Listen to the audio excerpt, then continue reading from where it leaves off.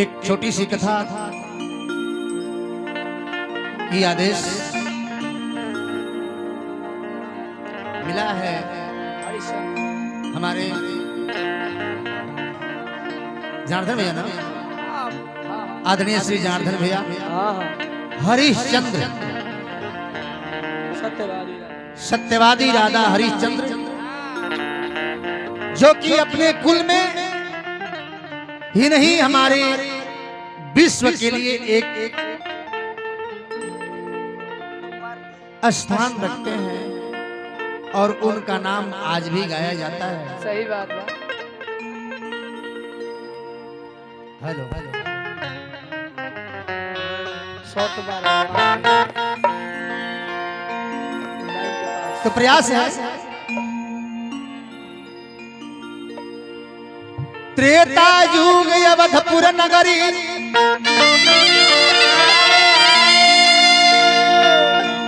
त्रेता युग में भगवान राम रहते, लेकिन भगवान राम पहले कोई पहले अवधपुर नगरी हरिश्चंद्र राजा रहले बड़ी महान,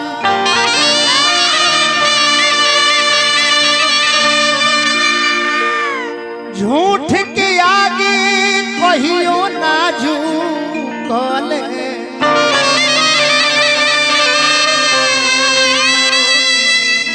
मिले साच परमान।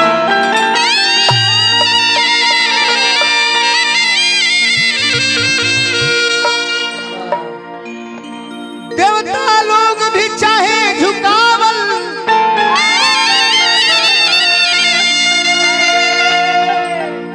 तब हो मन से ना डिगले,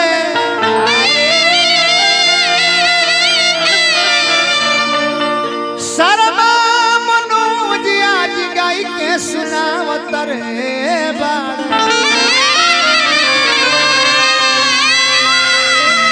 झूठ गया के ना झुकल।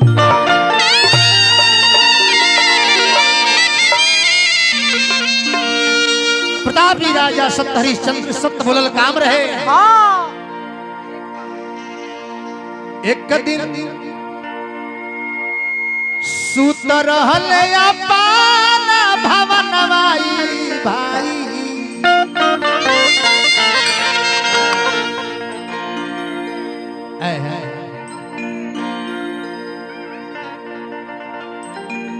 चर्चा होखे लागल देवलोक में सत्य क्या है, सभा लागल रहे देवता लोग के, और देवता लोग में चर्चा चल रहे कि दुनिया में सत्य बात का ये मालिक, केहू कहले ब्रह्मा जी सत्य हमें, केहू कहले विष्णु जी सत्य हमें, केहू कहले सत्यम शिवम सुंदरम,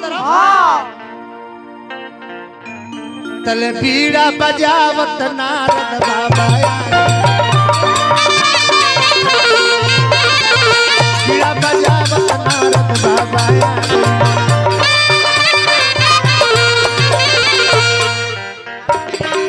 बीड़ा बजावत नारद बाबा आ गई, बीड़ा बजावत नारद बाबा आ गई,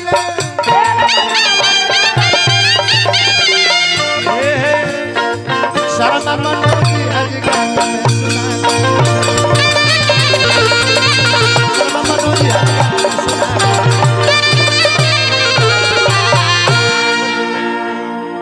नारद जी से पूछाई, नारद जी पूछले कि का चर्चा चल रहल बा देवलोक में, तब देवता लोग कहल कि ये नारद चर्चा चलता कि सत्य का बा, आखिर सत्य है क्या, राम का नाम सत्य है कि शिव का नाम सत्य है, विष्णु नाम सत्य है, क्या है। तो नारद बाबा कहले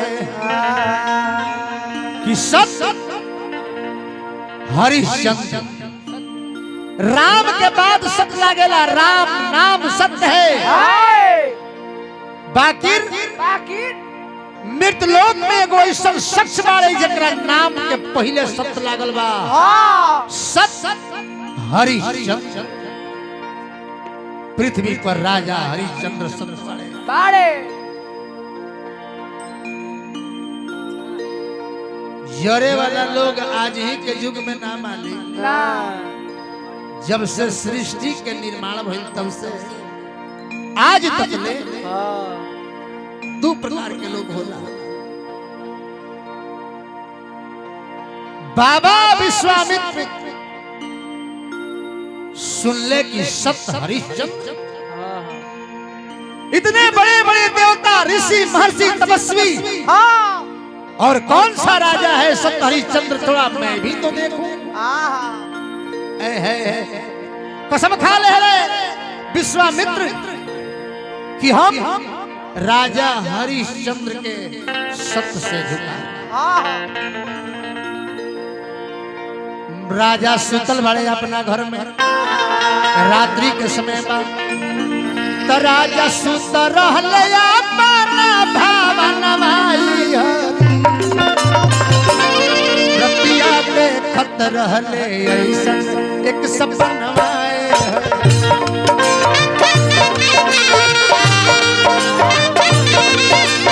रतिया देखत रहले ऐसन एक सपनवाए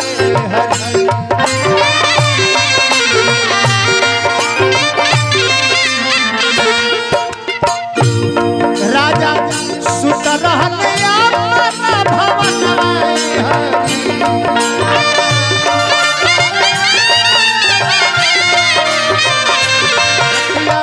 देखले बाड़े ऐसन एक सपनवाए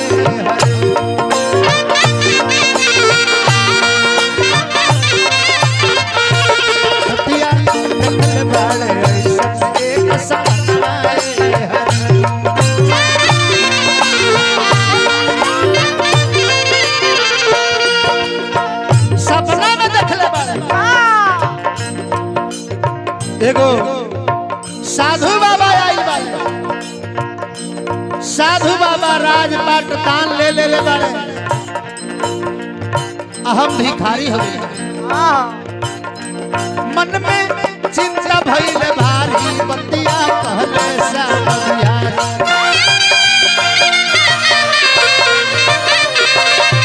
मन में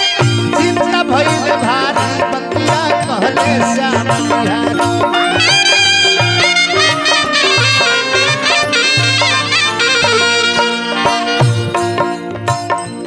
शर्म गावत बाड़े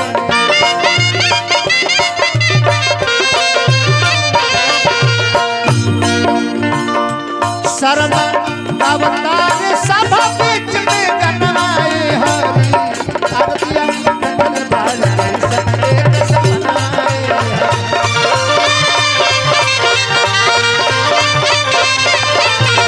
देखल बाड़े सत्य के सपनाए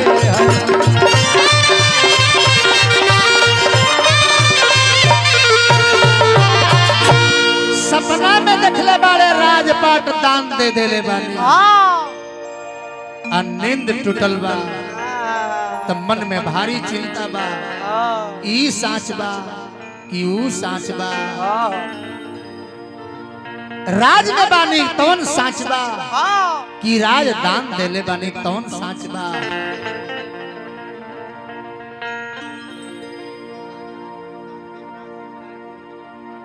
कुशवाहा के आन बान शान श्री देवनाथ सिंह जी नारायणपुर 501 रुपए के धनराशि प्रदान भई हार्दिक अभिनंदन करब हार्दिक प्रणाम करब परमात्मा से प्रार्थना करब शुभकामना खातिर ए मालिक हई देखी राजा के चिंता बा मन में निर्णय के नहीं हो कि कौन साच बा दान दे देले बानी तौन साच बा कि हम राज में बानी तौन साच बा। तबले बैठा रहले सुबह के समय रहे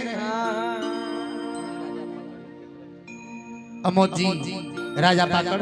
अमोद भैया की ओर से 100 रुपए का धनराशि दिया गया। हार्दिक अभिनंदन हार्दिक प्रणाम परमात्मा की कृपा आप पर बनी रहे। तबले बाबा विश्वामित्र साधु के रूपवा धइले अरे अवधा में चली भइले साधु तपस्वी के भेष में अयोध्या में पधारता बाबा विश्वास साधु के रूपवा धइले अयोध्यापुरी में गइले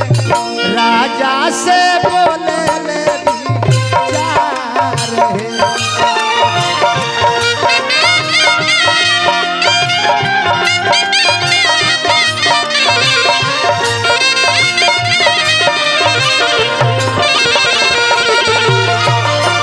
साधु के रूपवा धइले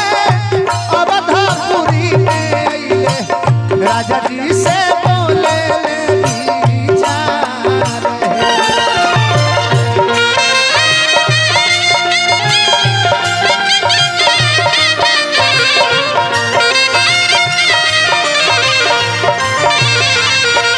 हे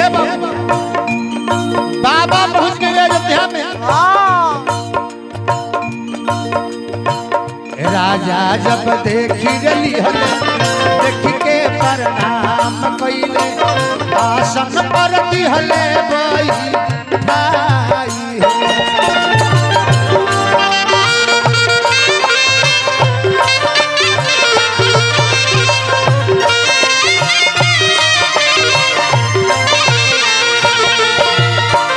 राजा सत्यवादी हरिश्चंद्र देख के प्रणाम कइले आसन दिले बाबा से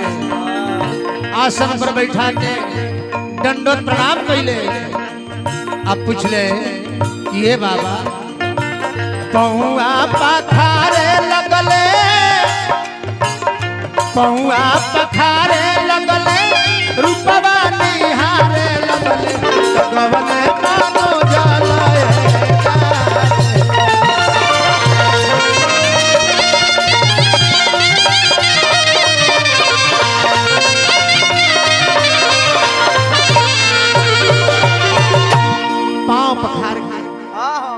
आसन पर बैठौले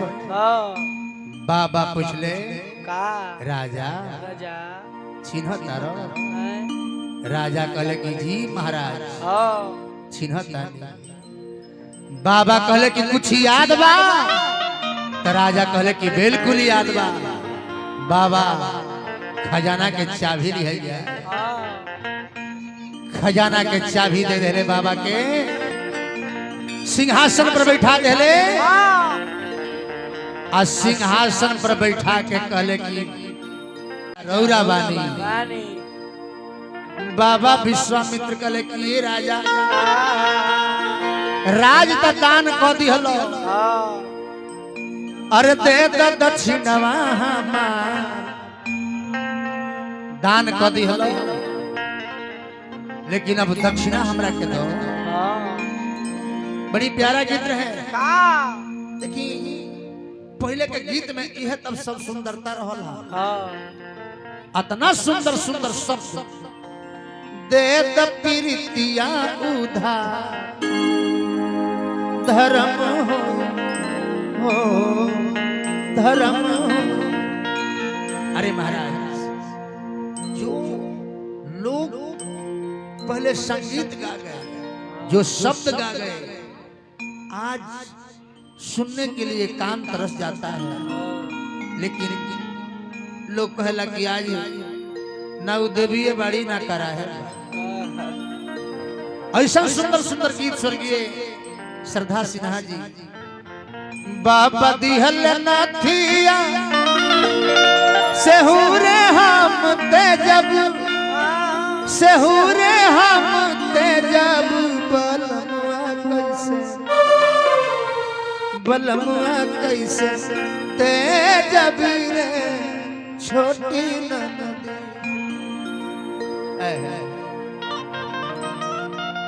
अब राजा दान कैले बाड़े अब बाबा कहत रहे कि ये राजा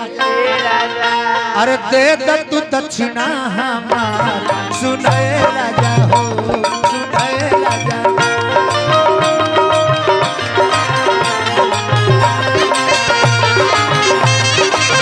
दे तू दक्षिणा हमार सुनाए राजा है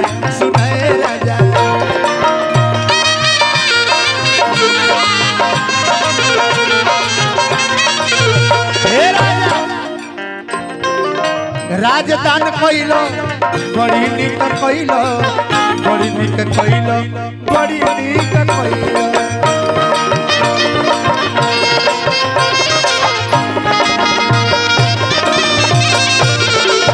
राजदान कइलो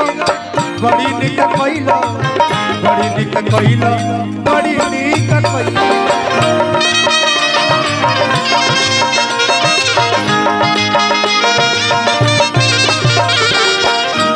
तू पतिया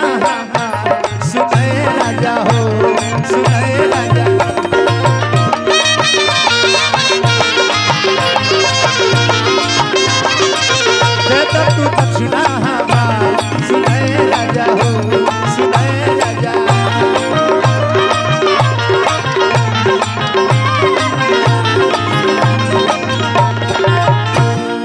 राजा राजदान को दिहलो लेकिन दक्षिणा ना दिहलो सत हरिश्चंद्र कहले की मंत्री महाराज को तिजोरी से निकाल करके सोने चांदी स्वर्ण मुद्रा दक्षिणा में दे दिया जाए बाबा कहले की राजा राजा पागल भइल बाड़ो जब राज तू हमरा के दान को दिहलो तो तिजोरी पर तहार अधिकार कहाँ रह गई जौना से तू राज में से सोनू मुद्रा दान करे के चाहत रहो राजा राज सहित तिजोरी हमार हो गई राजा कहले कि बाबा दक्षिणा में का चाहिए बाबा कहले कि दक्षिणा में 60 भर सोना 60 भर सोना चाहिए राजा और 60 भर सोना दक्षिणा दे देव तो हमारा कर्ज से उत्तीर्ण हो जाइबो 60 भर सोना दे देव तो हमारा कर्ज से राजा उत्तीर्ण हो जाइबो राजा कहले कि 60 भर सोना बाबा रौरा के हम दे दे 60 भर सोना बाबा रौरा के हम दे दे बाकी हमरा के 1.25 महीना के समय दे दी है 1.25 महीना के समय दे दी है रुआ के 60 भर सोना दक्षिणा में हम दे दे बाबा कहले कि कहां से देबो राजा अयोध्या के बस में पूरा विश्व में चक्रवर्ती सम्राट पूरा विश्व के राजधानी अयोध्या में रहे कहले कि कहां से देबो तो राजा कहले कि अपना के बेच के अपने आप के बेच के हम रौरा के 60 भर सोना दे दे बाबा कहले कि कहां अपना के बेचबो कहां बेचबो पूरा दुनिया में हमार अयोध्या के अधिकार बा अयोध्या के राजा हम बने कहां बेचबो तक कहले कि काशी में बेचा जाए काशी ऐसा नगरी हो जे काशी पर केहू के अधिकार ना होला कहले कि काशी में अपना के बेच ले हे बाबा 60 भर सोना रौरा के 1.25 महीना के अंदर में हम दे दे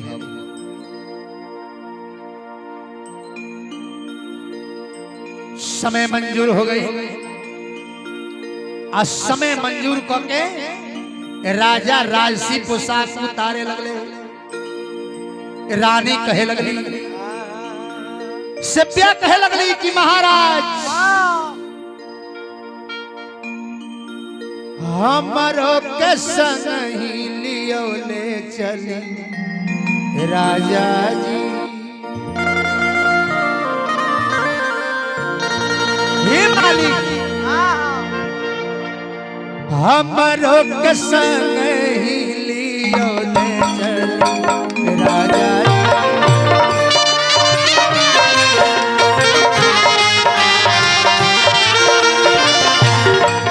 रानी के बुझाइल कि राजा हमरा के छोड़ के जइहे गोरवा पकड़ के रोवे लगले आ कहली कि हे मालिक हमरो के संग ही लियो ले चली राजा जी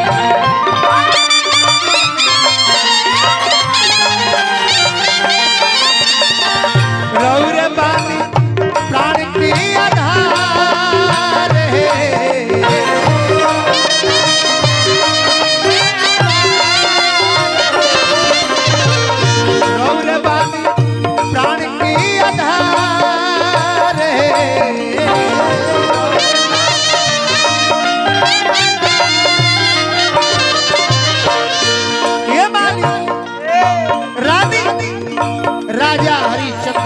गोड़वा धके कहत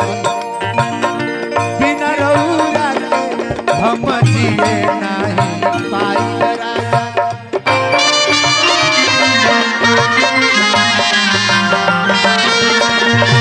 इह बाटे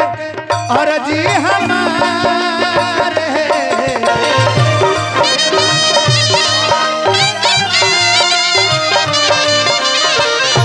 इह बाटे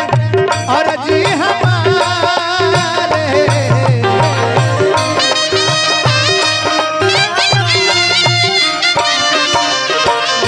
हमरो के संग राजा जी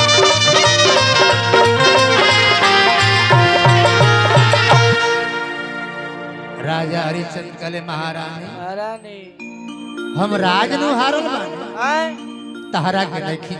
हाँ चलो संगे ले ले महारानी के बेटा रोहित के ले ले हाँ अब बाबा सिखाओ तरे अपना चेलवा से कि जाके कहो ना जाके रानी से कहो हाँ राजा नु राज बैठल बड़े आए रानी राजा से कह दे कि रउआ नु हारल बानी हम नहीं हारल हम छोड़ के ना जाए जाके चेलवा सिखाओ ता रानी से के रानी अरे राजा पागल हो गइल बड़े कह दो जे राजा हारल बड़े हम नहीं हारल हम राज पर छोड़ के ना जाए तो रानी कहली कि ना ए मालिक पति देव के दिहल बचतिया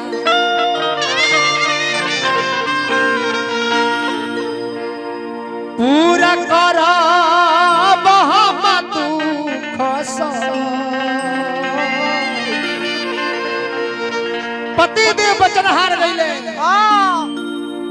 तब पति के जीवन में हमार भी जीवन साथ में बबुआ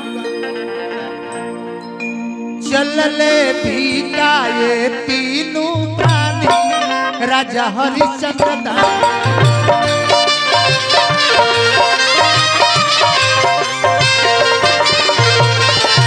चलले भी काये तीनों प्राणी राजा हरिश्चंद्र दास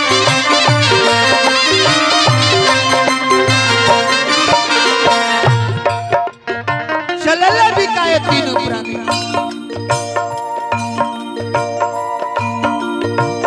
राजपाट छोड़ी दिहल सबसे मुँह मोड़ी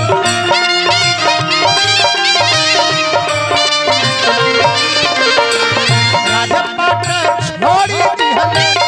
सबसे मुँह मोड़ी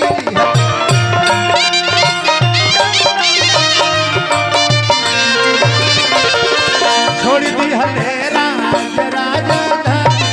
राजा हरिचंद्र छोड़ी दिहल राज राजा राजा हरिचंद्र